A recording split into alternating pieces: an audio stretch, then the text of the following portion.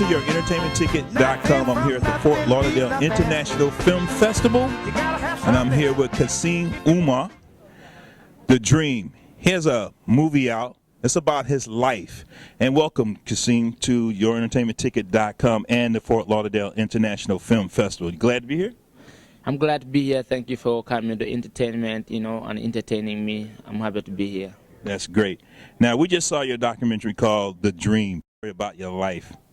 Now, when people go see this, or when they see the film, what you want them to take from the film? Well, what's in the film is a message. Don't even take about seeing Kassim. Me fighting is like I'm still in the game, I'm still fighting.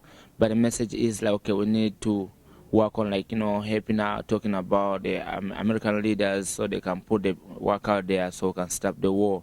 The child abuse of Africa, using the kids in the war, taking care of Africa altogether, like make sure that Africa and other world, they get a fair trade deal. So, we get the crops from Africa to America with a fair trade deal, fair trades, deliver some high yield seed to African grower, so they can have to grow seeds with high yield, good stuff for Africa, for people. So you like to have more trade to Uganda and other African nations to help build up their nation too, right? Yes, that's what I'm talking about exactly. Like Uganda, we have a lot of crops, we have minerals, we have gold, we have copper, we have, we don't have silver, but then when it comes to crops, we have coffee.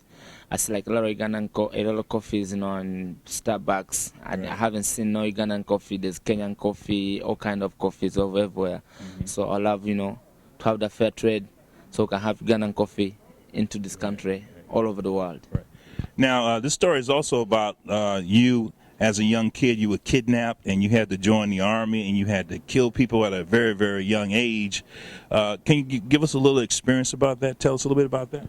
Well, the experience about it is there's nothing good I can tell you about it. Everything's really bad because you have to live by the law, live by the order. Either you do it or they do it to you. So whatever they ask you to do, you have to do it. Or if you don't do it, they do it to you. And I did a lot of those as you saw in the film, so that's why I survived and I'm here today. But the most horrible things, I don't have nobody to blame on this. I try to put the blame on my mom and dad.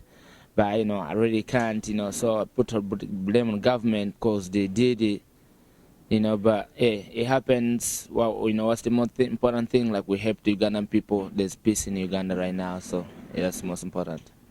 You are Ugandan and you're from there. Now, what would you like for the American people? Are you a citizen now? I'm a Ugandan American citizen to be. Oh, that's great. I'm still voting, though. I don't know who I'm voting for. I was undecided. Oh, that's a good one. I'm undecided, but if I have to vote, I will vote. I won't tell you who, but because why? Whichever one I vote for, my vote will count. But I don't know who I'm voting for. But everybody that's out there that haven't know about voting, get out there and vote. Right. Now, since you've been in America for over 10 years, do you feel Americans really understand your story or understand what's going on over there in Africa? Well, when it comes to America, American people, they really don't understand what's going on over there. Really, yeah, for real. But a lot of Americans, they call themselves Black America, African American. Not to intimidate people. I'm a black people with my ancestors out there. My Kinte Kunte that you made the way over here because if there was no black people here, we should have been here. But then if somebody tell okay, it's African American, by asking what part of Africa you're from, Africa. Africa is really big, but which I prefer call them Black American until they find out you go on the land, you get to feel it more, and then you get to call yourself an African, where you know how your African people are really living the life. Kids are growing up with no shoes. Kids are walking 10 miles to school, 10 miles back. They getting fed, lunch here at school. There's no feed lunch over there. So, you need to go to the land and find out, that's the message that's in there. You need to know how to help your people. You're a championship boxer, and you're a champion boxer, and you've been fighting now for a number of years. Now, what's your future now in the boxing world? In the boxing world right now, I've had 30-some fights in 10 years.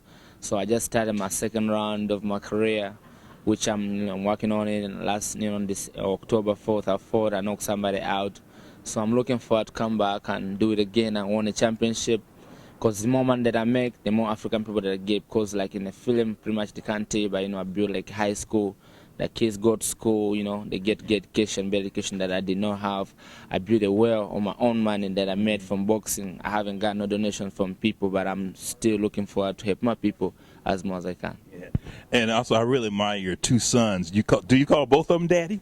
I call both of them daddy. They're all my daddy because my grandmother named my kids, so he named them after my dad that passed.